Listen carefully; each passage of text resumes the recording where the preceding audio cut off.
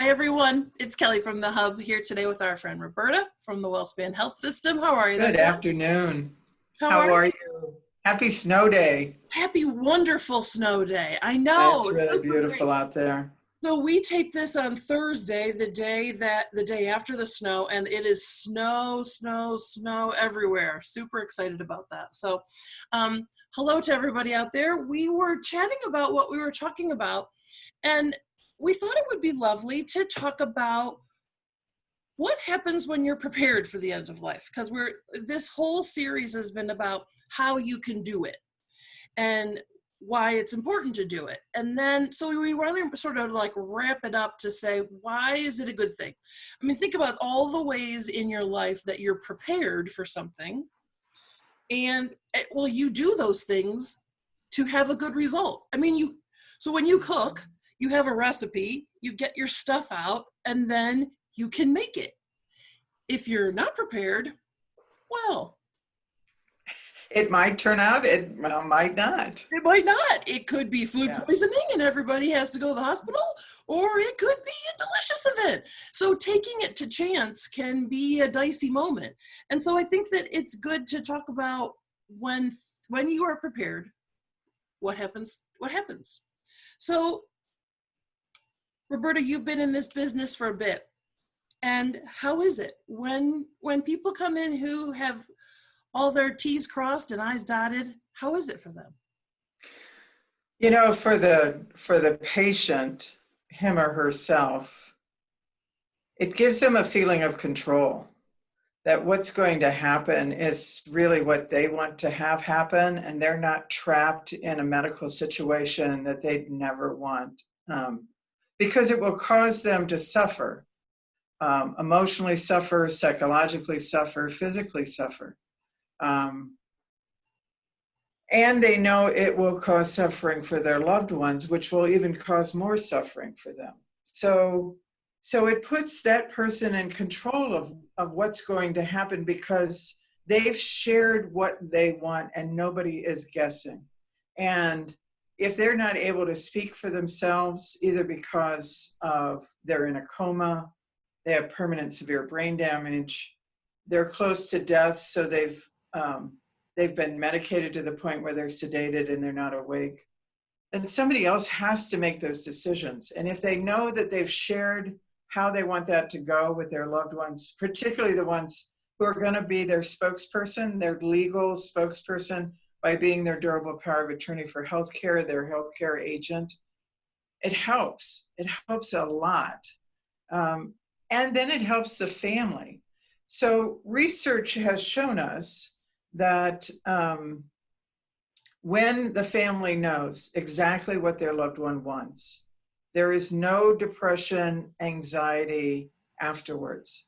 We do know from research that when that person doesn't know, that durable power of attorney doesn't know, they suffer a form of PTSD. And we also know that without the conversations, 75% of the people who are the healthcare agent don't know what their loved one wants and actually would pick the opposite.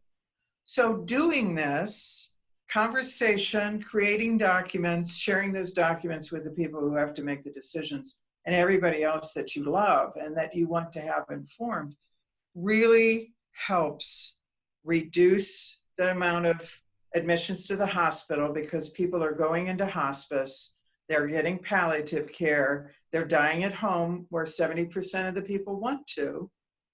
Their physician knows exactly what they want because it's been shared with the medical team. The hospital knows because their documents are at the hospital. The family's supported because then the physician is saying, oh, I see that your loved one said they want this. I will help you do that. What's your opinion about that? And then the people don't have to say, I don't know, we never talked about it. You know, Atul Gawande, who is such a fabulous expert on this in the book Being Mortal, and in the video that he does, he says, way too often, family comes in and say, I don't know, we never talked about it. Would your loved one want this or that? I don't know, we never talked about it. For that family to be able to say, no, we're not doing that because mom said clearly she wouldn't want that.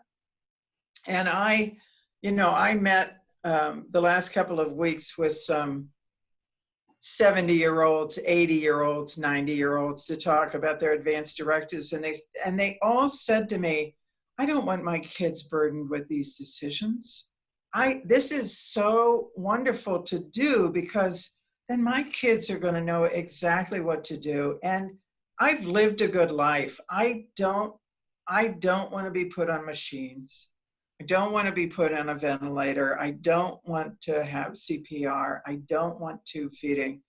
If I'm in a coma, not expected to recover, if I've got permanent brain damage, if I'm just close to death because of my age, or because now I have some kind of terminal illness, just, I've lived a good life. Just let me go. Just let me go peacefully. I'd rather be at home if I can be at home. If you have to put me somewhere, don't make me die in an ICU in the hospital. Yeah. Let's find some place for me some nursing home, some assisted living facility where, it's not that sterile hospital environment. And particularly now with COVID, for family members to know exactly when they can't visit, they can say to a doctor, here's what I want. And they can, do a video visit with their loved one and be able to say to that loved one, I love you. I'm doing everything you asked me to do. Look at the difference than crying and saying, I don't know what to do. What should I do? Yeah, and just, it's hard enough. It's hard enough if someone you love this is the end.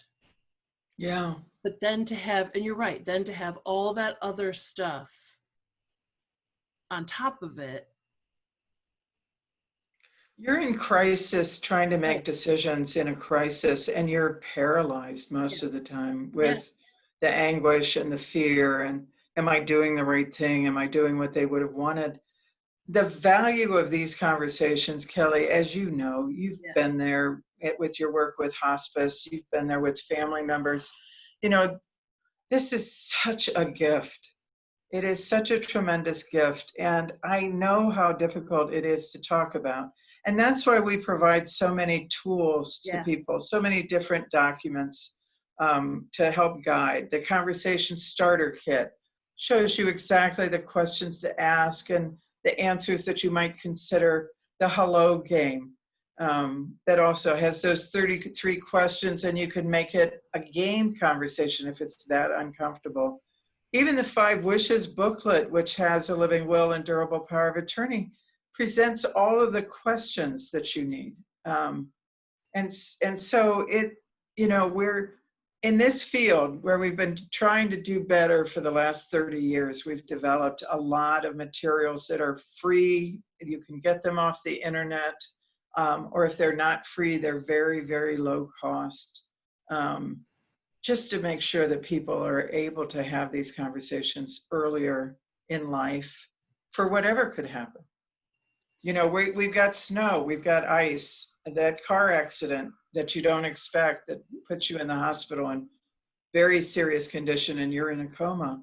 Your family needs to know what you want to have done if you're not going to recover from it, or if you're going to recover in a way that life would be unbearable. What would you want? And it's a hard conversation, but it's also a very cherished one when you have it, because you give that gift of information and decision making to somebody.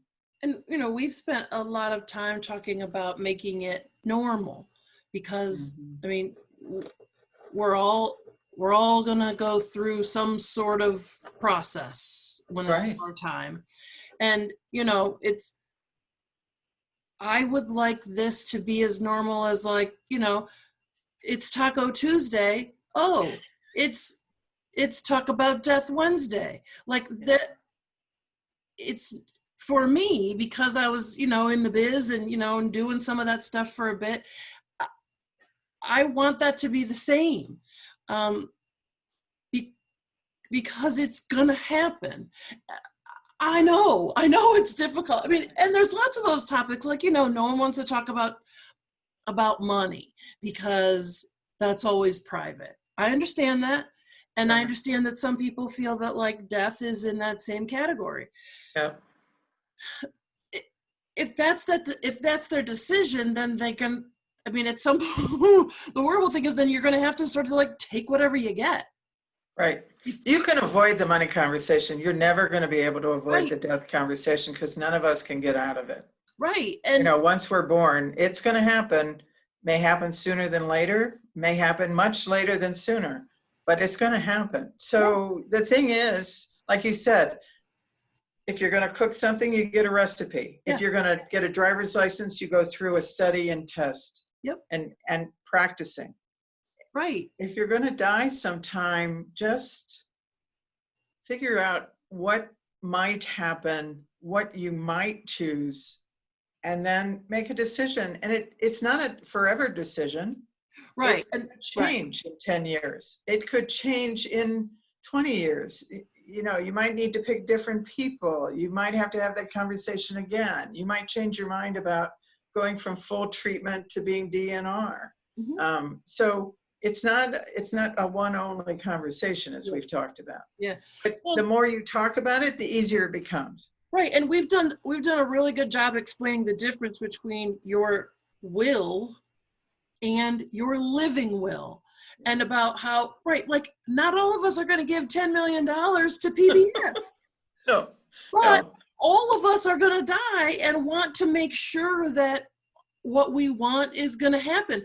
I mean, I can just imagine that this happens a lot, that person wanted things, couldn't, whatever, talk about it. And now they can't communicate, and things are happening to them that they never wanted. And how frustrating. And okay, so it's frustrating for that person. And when things are frustrating for you, we all know this. Funky chemicals get released in your body that aren't going to help you heal. Right. So, and then your family has it. No. Yeah. Get your recipe out. Organize everything. This is your death recipe. Right. And it really is. It's like, first you got to mince the onions. If you don't mince the onions, then everything's going to go to hell from there on. So you really got to get all your little ducks in a row and then make it work. Yeah. So it's a matter of who are the 3 people you trust the most, who you think would represent you the best, who will show up when you need them.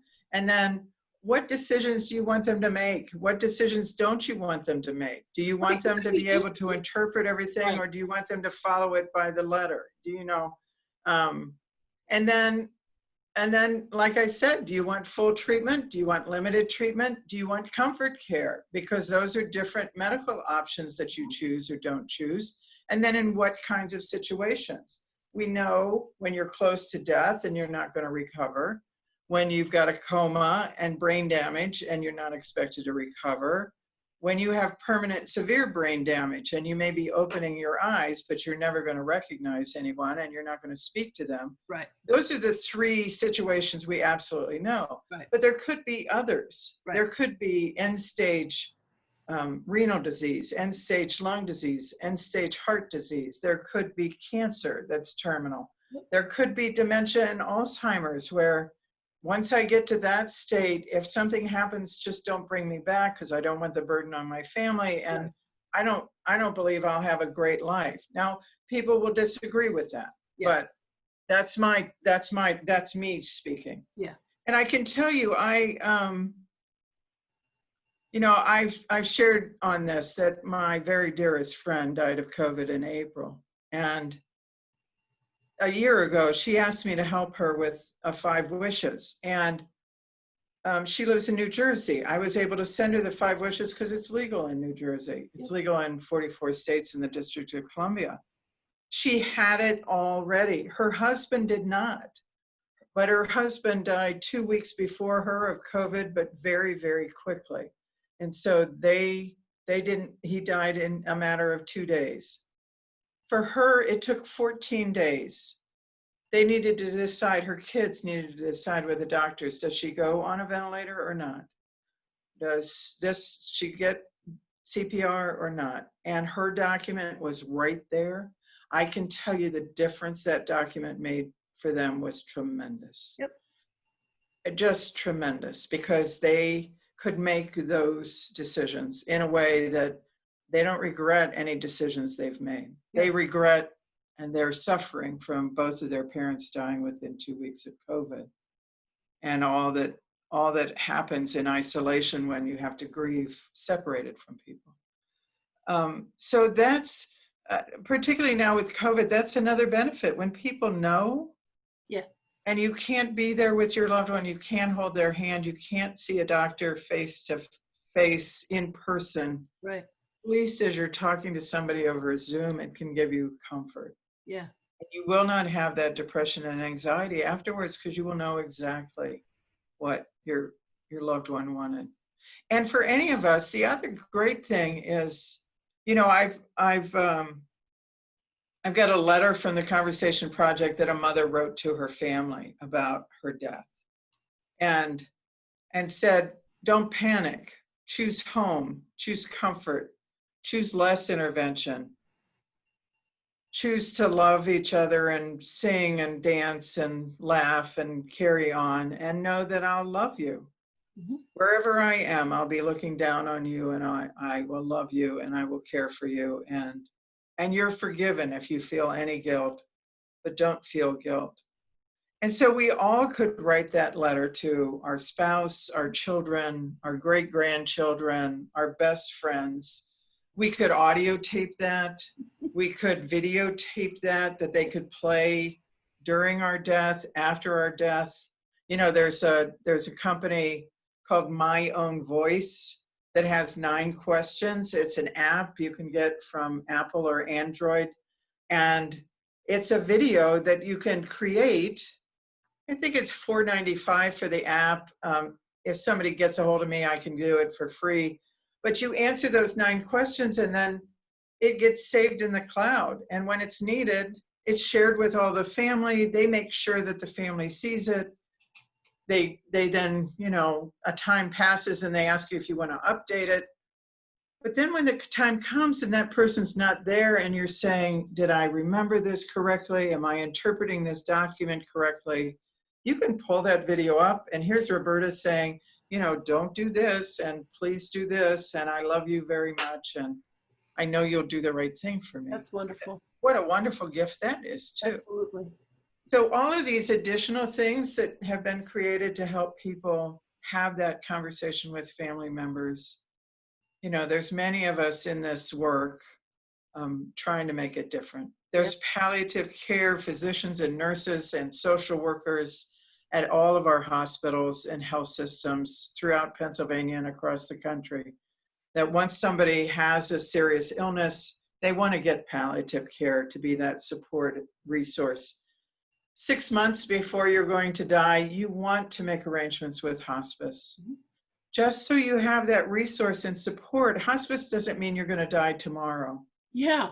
And too many people put it off so that they only have it for a couple of days. And that doesn't provide the benefit that both you and your family could get. So get into hospice 6 months before you're going to die if you have that choice to make. And because of the way hospice works, you can go in and out of hospice. Most people don't know that. And that well, A, it's not a death sentence, and B, your doctor suggests that you go into hospice when he or she thinks that you may have 6 months or less to live. But remember, we're humans and not robots, and hospice doesn't kick you out on your 6 months duty unless you're doing better. Yes. And that's one of the coolest things about hospice is that we always called it graduation. You can graduate from hospice, and that's the most cool thing in the world. When we kick you out of hospice, it's because you're doing great. Yeah. And sometimes because of the nature of lots of kinds of diseases, it could be that way. Like COPD is a perfect example of how that kind of stuff works. And so there are some people who are on hospice for a lot longer than 6 months, but it's because of how their disease is sort of progressed. Right. But it's also one of those things, it's so life affirming. And that's what I love about this too, is that having everything planned affirms your life rather than disaffirms your life. Well, and the other thing that we've talked about, Kelly, is what's the quality of life I want at the Right, end? What's my right, bucket list at the end? So, right. I mean, I always start these conversations by saying, what gives your life meaning? What brings the most joy to your days? And if it's going to the beach, then in those last 6 months, you want to figure out a way to go to the beach. If Yeah, it's watching a movie with your grandchildren, if it's taking somebody to Disney World, if it's living long enough to see somebody get married that you've loved your whole life.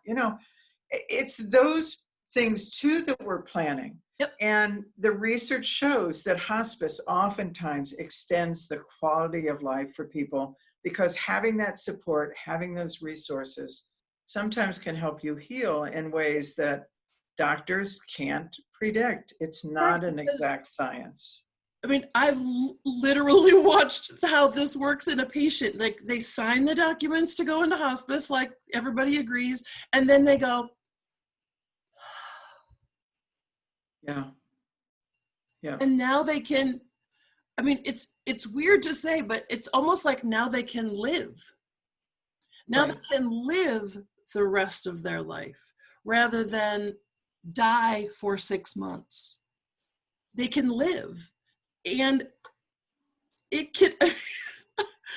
And It's I have a joyous. perfect real life example right now. I have a friend has COVID. He's 60 years old. He's been in the hospital since the 16th of November.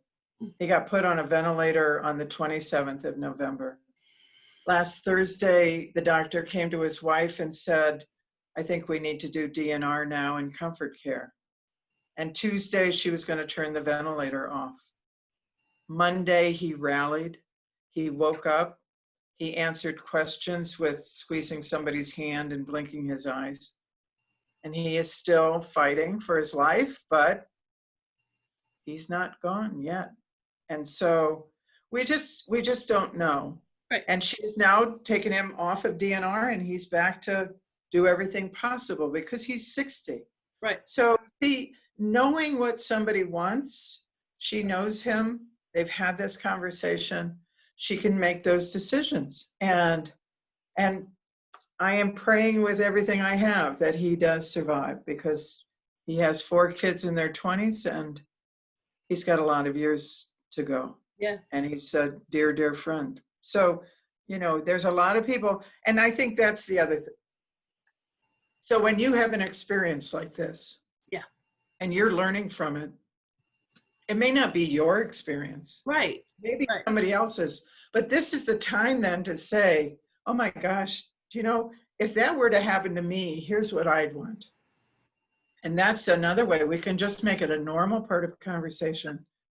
And most of us have somebody we know or somebody close to us who have died, if we have any life experience at all. Yeah. Even people in high school, in Yeah. early college age or early adulthood, we see car accidents, overdoses, heart attacks, strokes, people 30 and 40. So it doesn't have to be just old age. This is something really you can do when you aren't turn 18. You Yeah. really should. It takes a burden off your parents. And I know that for a lot of people, money can be an issue for those kinds of things. And the best thing about this is it's free. This is not something I have to call an attorney for and wait on hold and talk to 7 people. You either go to WellSpan, click Horizon Planning, or put your name in the bottom. I'll send it to you, or Roberta will send it to you. I mean, you literally have to do about nothing. Yeah. It's free and it's easy. It's Yeah. designed to be easy so Yeah. that you'll do it. Or go to It's not hard. UPMC or go to Penn State Health or go to Penn Right. Medicine or Everybody's got one. go on the internet, go to the Department of Health for this, go anywhere. It's all free. Yep. No attorney, no notary, just get 2 witnesses that aren't your health agents and you're good to go. Yeah. So yeah, now that's an important point. So I know attorneys offer this and they charge you for it, but you do not need to do that. You really don't. So all my attorney friends are going to call me now and say, Roberta, Right. We love And I'm going to our say, attorney come friends. on, come Right. on. You can make it, you can make enough money off of the rest of the things you provide to Right. us. Right. Get all of our last will and testaments and That's right. That's right. yeah. So this is the holiday season for everybody. And so we are wishing all of you love, comfort, all those things, and make a new tradition. We've talked about this for Thanksgiving. We've talked about it Halloween. We've talked about it for a lot of things. So make this a new tradition in your family so that you can make sure that everybody's taken care of. That New Year's resolution, Yeah. get your advanced directives done, but first have that conversation with your family. Yeah. And joy and peace to everyone and good health. Absolutely. Be safe. Absolutely. Wear your mask. Keep your social distancing. Wash your hands.